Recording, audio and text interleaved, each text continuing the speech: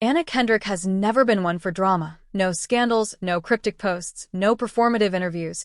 She usually keeps it strictly about the work. But if there's one thing she's always mastered, it's timing. And when she dropped that now viral line during the Smple Fvor press tour, she didn't just go viral. She shattered Blake Lively's carefully curated image in real time. What looked like an awkward exchange on a soundstage was actually decades of buried resentment, fake friendship, and quiet sabotage unraveling in one unscripted moment. As Anna coolly stated, "Some people perform honesty, others live it," sitting inches away from Blake without so much as a blink. What the public didn't know back in 2018, when A Smple Fvor became a surprise hit with its slick noir style and playful camp, was that Anna had originally been the studio's first choice for the lead, with leaked production emails later revealing she was the prestige pick, while Blake sat lower on the list as the backup, the more marketable Gen Z face, and only landed the role after Anna's scheduling conflicts forced her to pass. Blake didn't just accept the part, she rebranded it, turning a sleek thriller into a lifestyle brand with power suits, whiskey tumblers, and Instagram-friendly slogans like, "I'm not like other moms, I'm smarter," a campaign that erased the film's tone and shifted the spotlight squarely onto her, leaving insiders quietly murmuring about the opportunism. Anna, true to form, said nothing publicly, but the industry kept tabs, and when A Smple Fvor 2 was quietly greenlit in late 2023, the surprise wasn't the sequel itself, but Anna's return, this time not as a sidekick, but as Blake's equal co-lead, a full-circle twist that makes that viral line hit harder than ever. I feel like your character is like the most confident woman in the world, and yours is like very insecure. Yeah. The press junket for A Smple Fvor 2 was supposed to be polished and predictable. Two actresses promoting a fun sequel with no drama, no tension, just smiles and sound bites. But during a joint interview with a fashion magazine, Anna Kendrick shifted the entire energy of the room. Asked about their character's dynamic, Blake Lively gave her standard, media-trained response. "We challenge each other. We grow together. It's playful chaos." Anna waited a beat, then replied, "There's a difference between chaos and control. One is chosen. The other is marketed." The room froze. Blake smiled, but her eyes flickered, and within hours the clip racked up 3 million views. That line wasn't improv. It was shade, sharpened over years of quiet resentment, hidden rivalry, and fake smiles finally boiling to the surface. To the public, Anna and Blake always appeared cordial, but cordial isn't close. Beneath the polite red carpet banter was a rift that stretched back a decade. In 2014, Anna was attached to star in a film adaptation of a Pulitzer-winning novel, co-produced by her then-husband Adam Schulman. Out of nowhere, the project shifted into development under Blake Lively's production banner. Officially, the studio blamed Anna's scheduling conflicts, but insiders insist Anna never dropped out. She was quietly pushed aside. The film was never made, but the sting remained. Anna kept her distance, choosing projects carefully, keeping control. Blake, meanwhile, built her empire, lifestyle brands, fashion campaigns, roles once reserved for actresses with stronger critical roots. She branded herself as aspirational, relatable, empowered, and unapologetically ambitious. By the time A Smple Fvor 2 went into development, Anna had been keeping receipts for nearly 10 years. Sources say the original sequel script gave Anna's character a darker arc, more manipulative, less naive, a deliberate reversal of her role in the first film. But midway through development, Blake's team allegedly requested adjustments. A script supervisor later confirmed that repeated notes were made about making Blake's character more complex, more likable, more redeemable. The result? Anna's arc shrank. She didn't openly fight it, but by week 2 of filming, she was quietly rewriting her own scenes with the director off-call sheet. And when Blake improvised a jab about Anna's character's age, Anna didn't flinch in the moment. She simply rewrote the entire scene by morning. Word from set insiders, Anna was rewriting whole pages in secret just to claw back her character after Blake softened the plot to suit herself. Then came the scene no one was supposed to see. Late in the movie, Anna's character delivers a raw, unscripted monologue to Blake's character. According to post-production staff, the room froze. It didn't feel like acting, it felt like Anna speaking directly to Blake. The line that allegedly made it into the final cut. You don't steal someone's silence and call it story. You just rewrite your guilt into someone else's origin. The director kept it. The editors didn't touch it. And after that, Blake reportedly stopped speaking to Anna for the remainder of the shoot. Leaks now call at the moment a Smple Fvor 2 turned from thriller to battleground, with Anna's performance delivering artillery rather than lines. By the time the film wrapped, the fallout was visible. Press invites went out, interviews were booked, but Kendrick abruptly pulled out of the joint promo schedule. No red carpets, no sit-downs, not even a Zoom Q&A. Vanity Fair later confirmed through a source that Anna's team demanded all interviews be solo or pre-recorded, citing scheduling conflicts, though the tone suggested finality. Blake, on the other hand, hit the press circuit alone, all charm, all smiles, but her carefully vague responses about collaboration and creative discovery only fueled speculation. Fans immediately picked up on what was missing.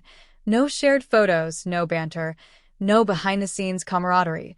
Reddit threads lit up. One post summed it up perfectly. I've seen more chemistry between Kendrick and a potted plant than what's coming off these Blake interviews. Another bluntly stated, they filmed a whole sequel together, but Anna hasn't done one promo with Blake. Not one. Something is very weird. And that's the thing. The weirdness isn't subtle. It's calculated, it's icy, and it's proof that what started as a glossy marketing campaign has spiraled into one of the messiest silent feuds Hollywood has ever seen. When we were 5, they asked us what we wanted to be when we grew up. Our answers were things like... What Kendrick did next wasn't loud or desperate for attention. It wasn't even meant to go viral, but it did. In a soft-spoken Vanity Fair Europe feature, she was asked about the nature of creative compromise. After a pause, Anna replied, there are moments when silence says everything, but sometimes to protect your work, you have to speak. Not loudly, not cruelly, but clearly. The words weren't framed as shade, but readers knew exactly who they were aimed at, especially because the line was printed beneath a full-page black-and-white still from the film, with Blake Lively noticeably cropped out. The interview was instantly hailed as a masterclass in elegant revenge, and fans didn't need to read between the lines to get the message. By April 17th, social media was in full sleuth mode. TikToks, Reddit threads, and Twitter theories all dissected the same question. Why was Blake being marketed as the creative center of a Smple Fvor 2 when Anna had clearly done the heavy lifting?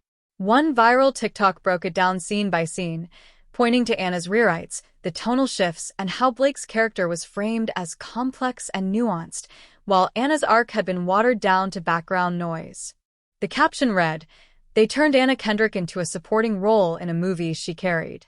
Then came the clip that changed everything, a leaked fan recording from a closed industry screening. In it, Anna's character delivers a devastating final line to Blake's. Your version of power only works when people forget who had it first. The internet erupted, instantly recognizing that the line wasn't fiction but autobiography. On April 18th, a Smple Fvor 2 was scheduled to premiere at the Tribeca Film Festival. Blake was confirmed, red carpet interviews arranged, but Anna was only listed as tentative, and in the end, she never appeared. Her team sent Variety a single line, Anna supports the film. She prefers the work to speak for itself. Blake dazzled for cameras alone, but the headlines weren't about fashion or buzz. They were about Anna's absence, which spoke louder than any red carpet smile. Without even showing up, Kendrick owned the night. That wasn't silence. That was strategy. That was legacy. My professional recommendation that you lie to your... 1 week before the official release of a Smple Fvor 2, a rough-cut screening for international buyers and select press left even seasoned festival curators stunned when a new monologue by Blake Lively's character appeared, an unscripted, res-hot scene about self-made women and owning the narrative that felt less like storytelling and more like branding. One European distributor described it as a beautiful cinematic infomercial for Blake's next product launch, and the timing was brutal, placed immediately after Kendrick's most emotional scene, completely undercutting her arc. Anna's team hadn't been informed. Fans and editors noticed the manipulation instantly, and even a judge reportedly called the speech jarringly self-congratulatory. Within 48 hours of the screening, TikTok and X were flooded with edits comparing Anna's raw, restrained performance against Blake's glossy PR moment.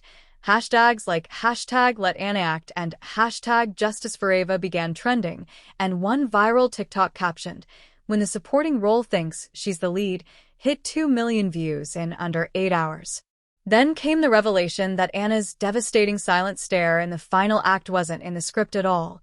An anonymous screenwriter and post-production sources confirmed the director told her to react however she felt, and what audiences saw was real, unfiltered, unscripted truth. On April 19th, The Atlantic published a long-form piece titled "When Branding Tries to Act: The Quiet Rebellion of Anna Kendrick," which calmly laid out the entire behind-the-scenes timeline. The power struggles, the rewritten scripts, the contracts tweaked mid-shoot, the deleted Anna-centric scenes, and Blake's calculated attempts to shift the spotlight. The article ended with a bombshell quote from a high-ranking Amazon Studios executive. "We knew Anna wouldn't play the game, but she doesn't need to. She's not fighting for image. She's protecting the art." That same day, a leaked brunch remark from Anna hit every platform. When asked how she felt about the final cut, she reportedly paused and said, "Some actresses play the role. Others try to rewrite the script after the credits roll." The line, overheard and shared by a cinematographer's assistant, spread like wildfire, leaving Blake's PR team scrambling. Their response was a pastel-tinted carousel of Blake holding a book titled "The Story You Tell Yourself," captioned, "Your story is sacred. Don't let others write it for you." But instead of diffusing the backlash, it backfired. The top comment, with 14,000 replies beneath it, read, "Girl, that's exactly what you tried to do to Anna." The jig was up. Anna had given the world one sharp truth. Blake had answered with a Canva quote. In the days that followed, fan edits shifted focus from the film to Anna herself. Clips from The Devil Wears Prada, Les Miserables, her Oscar speeches, and viral interviews stitched together with captions like, "She's always been her. You just weren't paying attention." One TikTok, soundtracked by Billie Eilish's "What Was I Made For?", cut between Anna's silent absence at the premiere and her quote about actresses who rewrite the script, pulling 7 million views in 24 hours. Blake was invisible, erased from the cultural moment, while Anna's silence became legend. Then an unaired Vanity Fair clip resurfaced, recorded months earlier, where Anna was asked, "What's the cost of trying to control every part of a story?" She smiled faintly, paused, and replied, "Eventually, the audience realizes who is acting and who is just there to be seen." That single line spread across Instagram, reposted by half of Hollywood without naming names, because they didn't need to. The final image of a Smple Fvor 2 had already become a meme. Anna, seated, silent, staring ahead, her performance cutting deeper than any PR stunt. She hadn't dragged Blake, hadn't fought publicly. She had acted the truth into one scene and walked out owning the entire narrative. Cold-blooded. And if you think that was the end, you're wrong, because what Anna revealed next about Blake's deleted scene, the one the studio begged her to keep quiet about, will make everything so far look like the calm before the storm. Subscribe because this story is just getting started.